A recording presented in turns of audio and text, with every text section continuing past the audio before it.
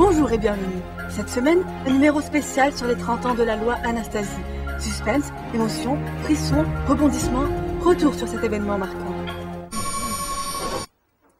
Société. Les réactions sont mitigées suite à l'annonce de la mesure prise il y a moins de 25 minutes d'un commun accord par la Commission européenne visant à interdire toute image à caractère sexuel et pornographique.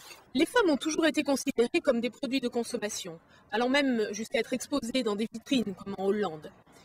Imaginez un peu les enfants arrivés à l'état pubère qui découvrent la sexualité à travers des cris de douleur poussés par des femmes qui sont ravalées à des rangs d'objets.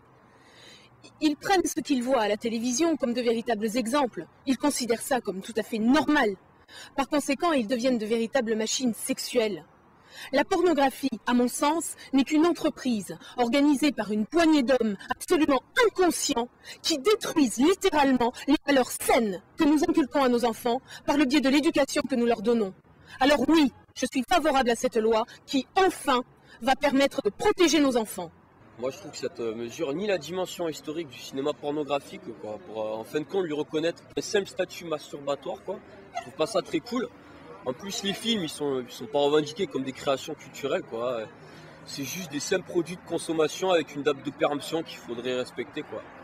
Et en plus, au pire, l'inanité de cette mesure, elle élève la pornographie à un statut éducatif qu'elle n'a jamais revendiqué, quoi. Donc cette loi, moi perso, je suis pas pour.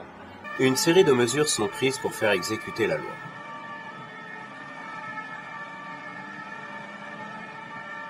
Divers manifestants se rassemblent un peu partout. Et continue malgré tout d'assurer son coup. Une petite graine dans la maman et 9 mois plus tard, le miracle de la vie s'accomplit.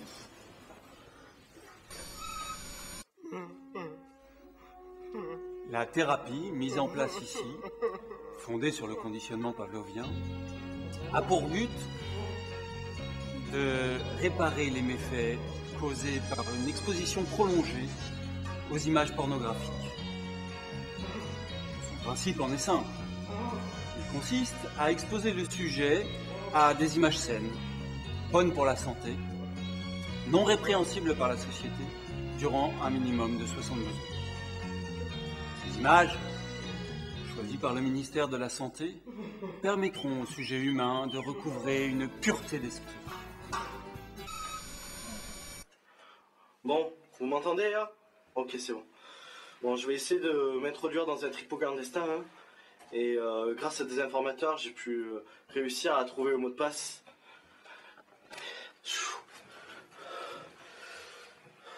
Putain, ça me fait peur. J'espère qu'il va rien arriver de grave.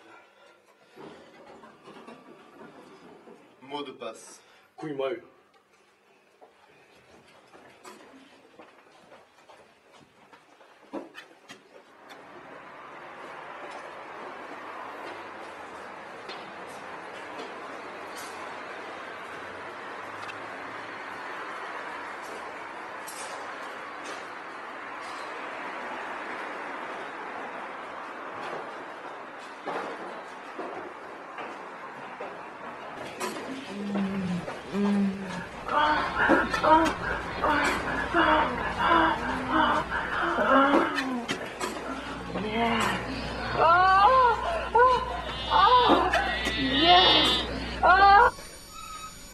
Si nous sommes rassemblés en ce lieu, c'est pour montrer notre désapprobation envers cet acte que nous jugeons immoral. La loi Anastasie est le symbole et le souvenir de toutes les critiques. Chers citoyens français, la censure existe toujours et elle s'attaque à notre liberté sexuelle. Ce comportement est un tantinet mesquin pour une génération qui s'est battue pour différencier amour et sexe et qui la refuse aujourd'hui à nos enfants.